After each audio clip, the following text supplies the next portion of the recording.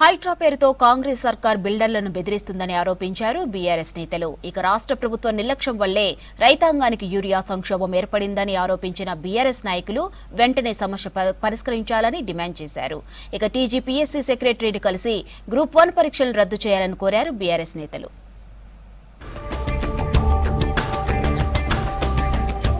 హస్తం పార్టీకి ఓటు వేయకపోతే సంక్షేమ పథకాలను ఆపేస్తామంటూ కాంగ్రెస్ బెదిరిస్తోందన్నారు బీఆర్ఎస్ వర్కింగ్ ప్రెసిడెంట్ కేటీఆర్. తెలంగాణ భవన్లో జూబ్లీహిల్స్ నియోజకవర్గం కార్యకర్తల సమావేశంలో పాల్గొన్నారు కేటీఆర్. హైడ్రా పేరుతో బిల్డర్లను బెదిరిస్తూ కాంగ్రెస్ నేతలు కోట్ల రూపాయలు దోచుకుంటున్నారని ఆరోపించారు. జూబ్లీహిల్స్ లో కాంగ్రెస్ కు ఓటేస్తే మీ ఇంటిని కూలగొట్టే లైసెన్స్ ఇచ్చినట్టేనని విమర్శించారు.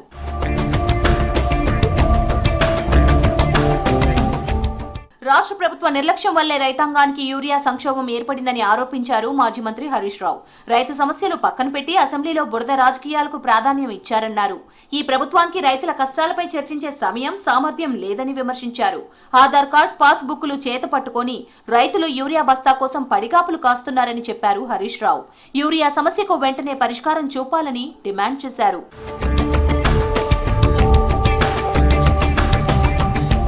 ప్రభుత్వం ప్రజల సమస్యలను పరిష్కరించడం మానేసి దృష్టి మరల్చే రాజకీయాలు చేస్తోందని ఆరోపించారు మాజీ మంత్రి జగదీష్ రెడ్డి.